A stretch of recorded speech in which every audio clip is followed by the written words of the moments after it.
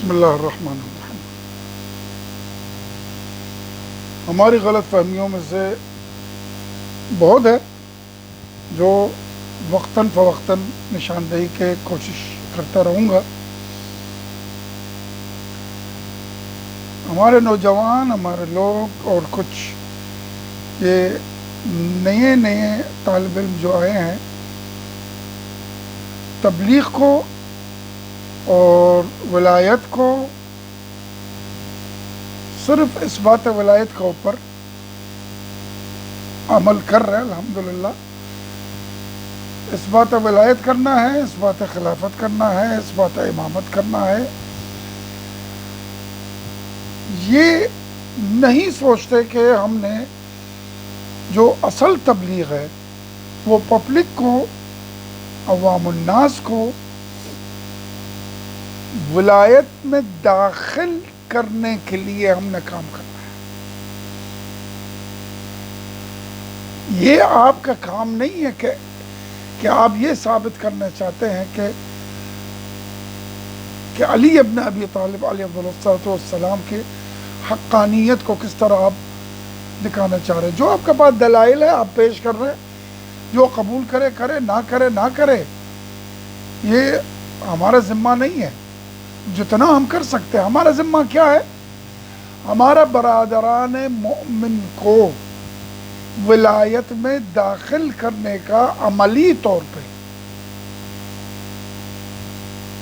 یہ صرف نعرے بازی اور واہ واہ اور یہ مجمع کو خوش کرنے کے لیے اس کو تبلیغ نہیں کہتے ہیں۔ تبلیغ یہ ہے کہ گھروں میں آپ جا کے دیکھیں کتنے لوگ جو اپنے بہنوں کا اور اپنے بیٹیوں کا حق کھا رہے ہیں اور اس کو حلال سمجھتے ہیں۔ تبلیغ یہ دیکھے کہ کتنے لوگ اپنے بچوں کو بالغ ہونے کے بعد ان کو شریعت کی طرف نہیں لاتے، یعنی باقاعدہ ایک ماں باپ اگر چھوٹا سا بچہ ہے تو کہتا ہے روزہ نہ رکھ، روزہ قیامت میں جواب دوں گی، میں جواب دوں گا، میرے بچہ کمزور ہے۔ نماز کے لیے کوئی دکھاتا نہیں ہے، روزہ کے لیے کوئی دکھاتا نہیں ہے، اعمال کوئی سکھاتا نہیں ہے، شریعت کی طرف کوئی لاتا نہیں ہے، پھر اپنے من مانی میں نے اٹھا لیا، اپنا پورا جائیداد ایک بیٹے کو دے دیا، دوسرا وہ نالائق ہے میں وہ نہیں دوں گا، بیٹوں کو دے دی، بیٹیاں کیا کرے گی پیسوں کو؟ بھائی ان کی شادی میں نے خرچہ کر لیا بہت، بھائی بچوں نے مجھے تنگ کر دیا، میں اپنا پورا مال اٹھا کے جو ہے نا میں کسی جگہ میں دے دوں گا۔ کبھی انہوں نے شریعت کے بارے میں نہ سوچا ہے، نہ کسی سے پوچھا ہے، اور میں اور آپ اپنے نام اور اپنے آپ کو چمکانے کے چکر میں ہم لوگ ایسے پڑے ہوئے۔ بس اس دفعہ جو ہے نا زیادہ میرے اسپیچ میں واہ واہ نہیں آیا ہے، زیادہ لوگ اٹھ کے نعرہ نہیں دیا ہے، میں زیادہ مشہور نہیں ہوا، تو اگلے دفعہ میں نیا پونچھ لے آؤں گا۔ اس کو تبلیغ نہیں کہتے ہیں، اس کو تبلیغ نہیں کہتے۔ تبلیغ یہ ہے کہ اس دائرہ شریعت میں آپ پبلک کو لائے۔ اب آپ یہ دیکھیں وصیت نامہ باقاعدہ رجسٹر کرتے ہیں سچی کورٹ میں، کدھر جو بھی ہے، میں وصیت کرتا ہوں میرے گھر، میرے فلان، میرے یہ، میرے وہ، اس کا ہے، یہ اس کا ہے، یہ اس کا ہے۔ وہ اس مال کا مالک نہیں ہے، وہ اس مال کو استعمال کرتا ہے جب تک زندہ ہے۔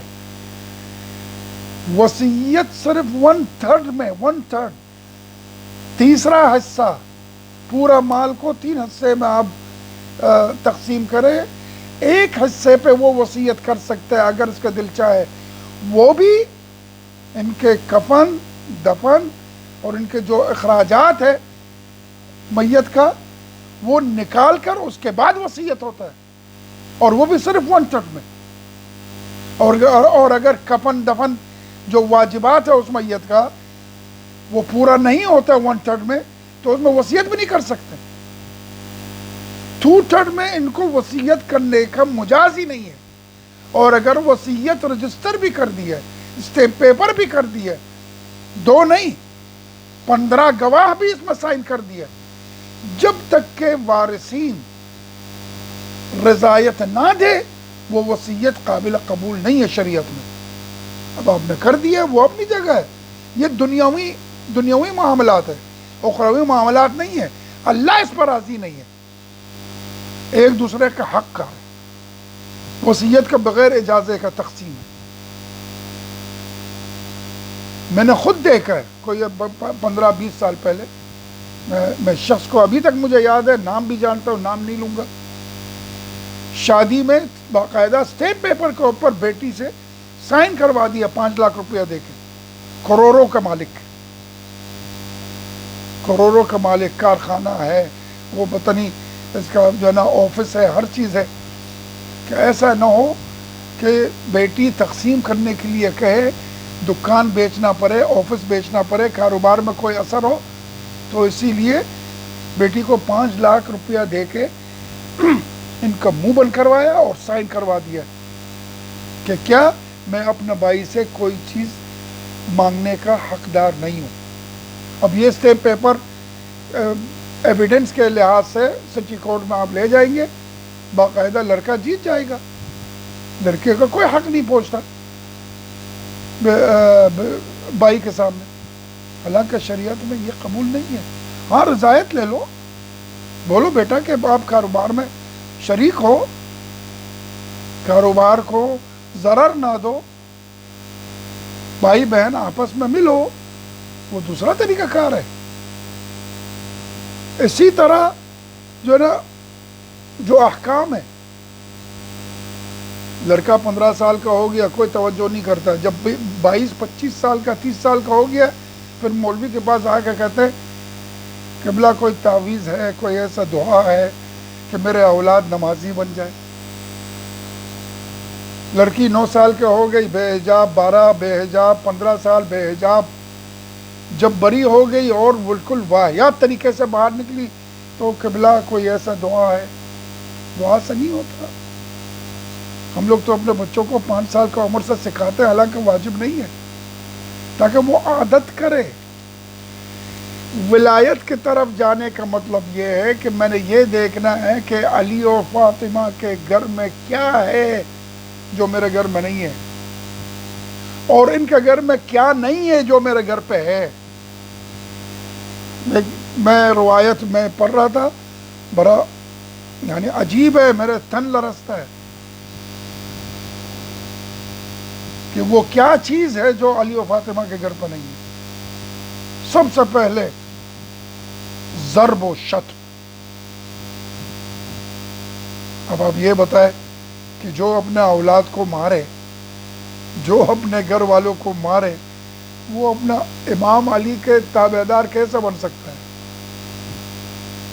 یا کوئی گالیاں دے یا کوئی بد زبانی کرے اپنے گھر والوں سے، اس کو کون کہہ سکتا ہے کہ یہ علی کے ماننے والے؟ نہیں ہوتا۔ ایک بہانہ ہے سب کے پاس، بھائی بچے کو نہ مارے تو تربیت کیسی ہوگی؟ ہم نے کیا ہے، خدا کی شکر ہے، قسماً حلفاً سب کے سامنے کہہ رہا ہوں، میرے بچے بھی سن رہے ہوں گے، یہ ویڈیو دیکھیں گے، میں نے کسی بھی بچے کو کبھی بھی نہیں مارا ہے، لیکن تربیت کا ایک طریقہ ہے۔ جب وہ بچے نے غلطی نہیں کیا، جب بچہ کوئی اچھا کام کر رہا ہے، اچھا پڑھائی کر رہا ہے، اتنا اس پہ مہربان ہو جاؤ، اتنے اس کے لیے زندگی آسان کرو، اتنے محبت میں پیش آؤ کہ وہ لطف اندوز ہو کہ جس دن وہ کوئی غلط کام کرے یا کوئی مسئلہ ایسا ہو اور آپ اس سے ناراض ہو کر ان سے بات نہ کرے، وہ اس محبتوں کا اور اس اخلاق کا جو آپ ان کے ساتھ کرتے تھے وہ یاد کرے، وہ ترسے اس کے لیے، پھر آ کے آپ سے معافی بھی مانگے گا۔ یہ میرا تجربہ ہے، میرے گھر میں ہوا ہے، مارنے سے نہیں ہوتا۔ لہٰذا ہم نے ولایت کی طرف آنا ہے، دیکھنا علی کے گھر میں نہیں ہے، تو ہمارے گھر میں کیوں ہے؟ علی کے گھر میں ہے تو ہم کوشش کیوں نہیں کرتے؟ ہم پورا علی نہیں بن سکتے، کبھی بھی نہیں بن سکتے، لیکن قدم اٹھا سکتے اس طرف۔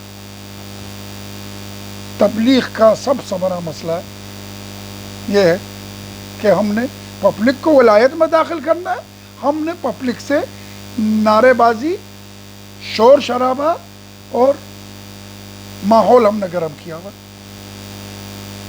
تو اس میں ہم لوگ سب سے بڑا ظالم ہے۔ 1 گھنٹہ جب میں پڑھتا ہوں، کوئی بھی، میں تو اہل ممبر نہیں ہوں، کوئی بھی اہل ممبر جو 1 گھنٹہ پڑھتا ہے، اگر 1000 لوگ بیٹھے ہوئے تو 1000 گھنٹے کا آپ کو جواب دینا پڑے گا روز قیامت۔ یہ یاد رکھنا۔ اللہ ہم سب کو ہدایت دے۔